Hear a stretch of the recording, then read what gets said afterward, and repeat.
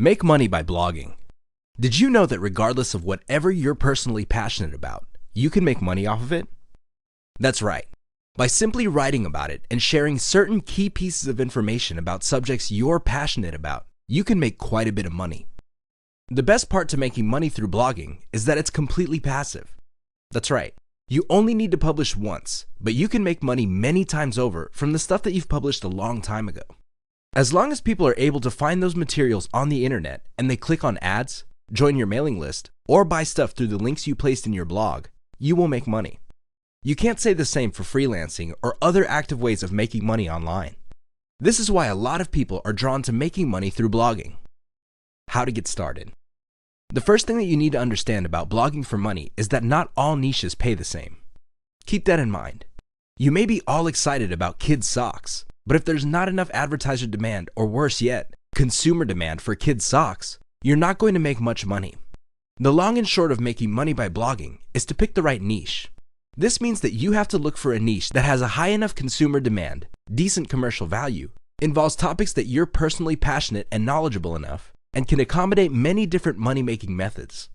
If all these factors are present in the niche that you selected, chances are quite good you would make money by blogging.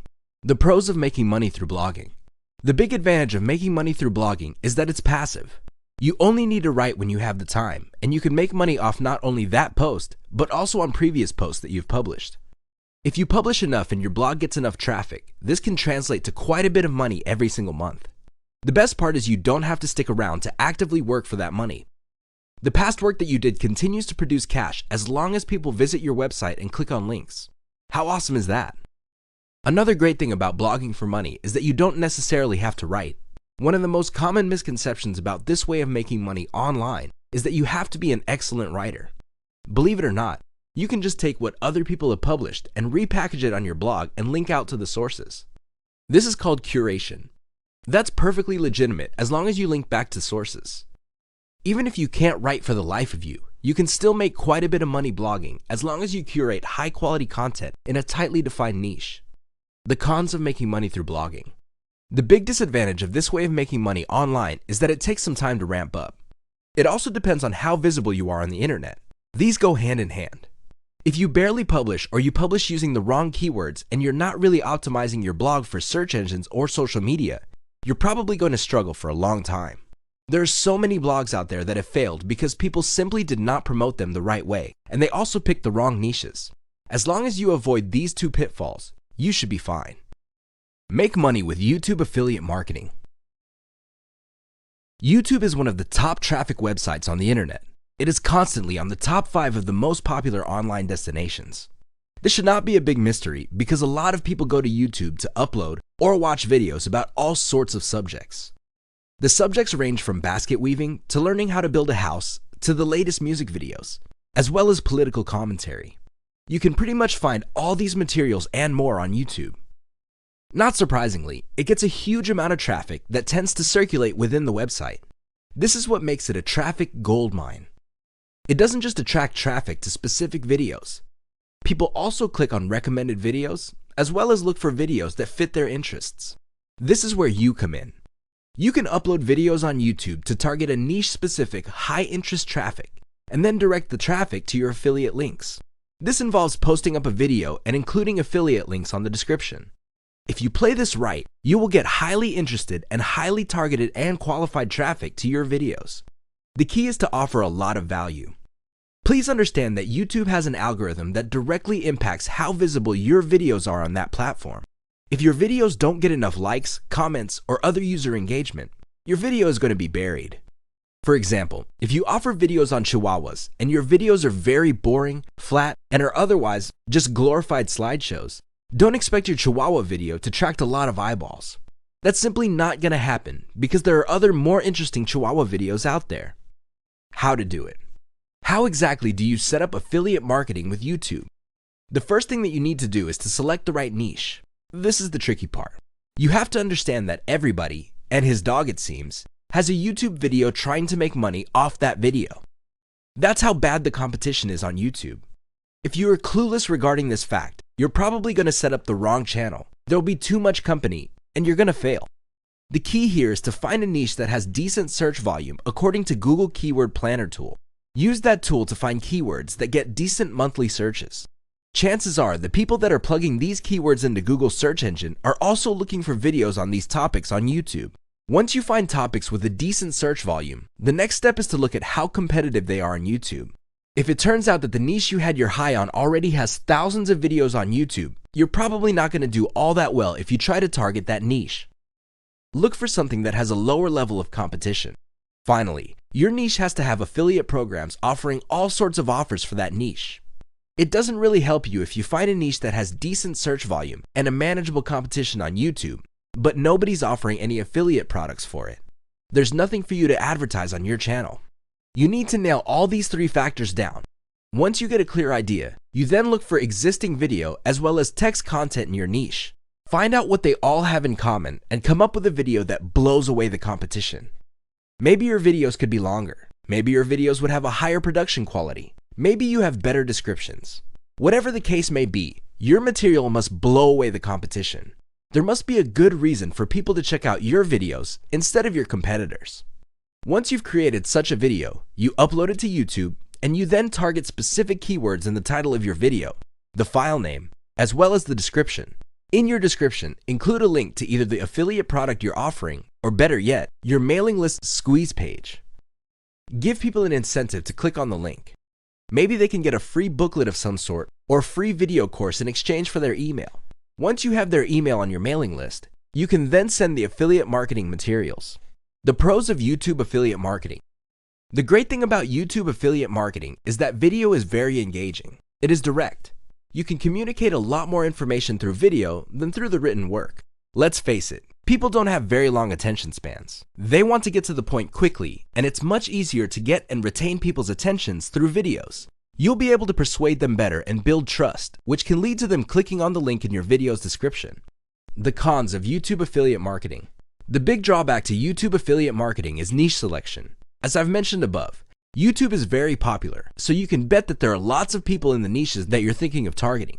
You really have to spend a tremendous amount of time and effort picking the right niche with the right completion level and commercial value to make this all work.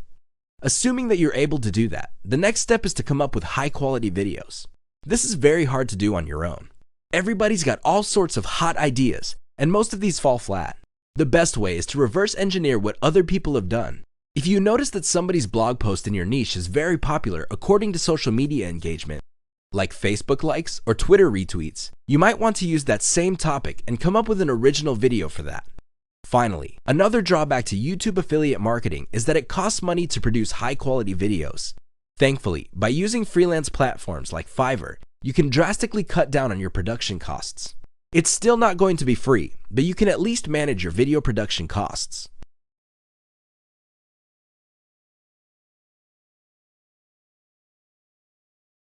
Make money reselling services. People all over the internet have all sorts of needs. Maybe they have a business they're trying to run. Maybe they're trying to get the word out about their business. Maybe they're trying to get into school, or they have some sort of problem that they need expert help with. Whatever the case may be, the internet exists in large part because people have all these questions that they need answers for. This is a tremendous opportunity because you can look for the most common problems people have and find specialists who solve that problem. Your job is to simply become a middleman. That's right. You buy professional services at a very low rate and then turn around and resell it to people who need it at a much higher rate. Your profit, of course, is the difference. How to get started. To make money online reselling services, the first thing you need to do is figure out what kind of services you're going to be reselling. As you can probably already tell, not everybody has the same needs. Some people have very common needs and can be expected to pay very little to solve these problems. For example, there are lots of people out there looking to get a website designed. The problem is, these services are so common that you really can't expect people who need such services to pay top dollar for them. That usually doesn't happen. You have to find a specific set of problems that people would pay a premium for. Here's a rule of thumb. The more specialized the solution, the more dollars you can charge for it. One key tool that would help determine the demand levels for certain types of services is the Google Keyword Planner tool. You should hire a virtual assistant from places like conyoplus.com. They feature virtual assistants who would work on quota for only $30. That's right. You get to pay on a day-to-day or once-a-week basis. You only pay for the services that you asked for, and it's only $30 for every 8 hours worth of work. Regardless of how you do it, get a massive list of high-value services people are looking for, and then correlate this with the search volume data offered by Google Keyword Planner tool. Once you filter out this information, you should then look for service providers for those types of issues. You then decide on your profit margin and then set up your own service website. The key here is to hide the fact that you are simply turning around and reselling somebody else's services. Your website is intended to convert traffic that you get through search engine optimizations and social media marketing. Once you get orders, you then turn around and order the services from the actual provider. Pros: this business model is very scalable. You get to focus on the fun part, marketing. You leave the rest to a list of professional services providers. It can be automated to a certain extent and can be quite passive. The best part is this type of service can yield a tremendous amount of money with very little effort, depending on how specialized the services you offer are. Cons of making money online reselling services. The big disadvantage of this business model is niche selection. You really have to put in the time, effort, and energy to pick out the right kind of services that people would pay a premium for. This is not obvious. It's not going to jump out at you, and it's definitely not going to fall from the sky. Thankfully, there is a shortcut to this. As I've mentioned, you can hire virtual assistants from places like Fiverr, or if you're looking for a cheaper alternative, conyoplus.com or Conyo Plus. The key is to do the proper research and then set up a professional website. Another disadvantage is you have to draw traffic. Thankfully, again, you can outsource this to your virtual assistant, or you can buy traffic packages or search engine optimization services.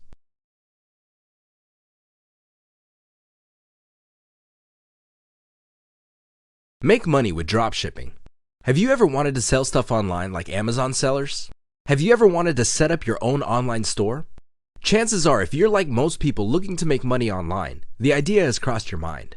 However, just like with most people, what stopped you is the nightmare scenario of having to go to the warehouse and physically handling that inventory. Who needs that headache, right? Well, dropshipping is the ideal solution for people looking to make money online through physical product sales. With dropshipping, you don't have to have a warehouse. You don't even have to touch the merchandise. Here's how it works. You set up a website and you stock it with products that are actually sold by another online store. This is usually a distributor or wholesaler. When somebody comes to your online store and buys something, you set up a software that automatically orders that inventory from your source. The difference, of course, is your profit. Since a lot of dropship wholesalers are based in China, you can bet that the profit margin of most dropshippers is quite hefty. We're talking markups starting from 50% all the way to several 100%. It's crazy. In fact, the difference between the wholesale price and the online retail price of many types of products are so extreme that dropship stores can absorb the loss created by refunds because their margins are so big.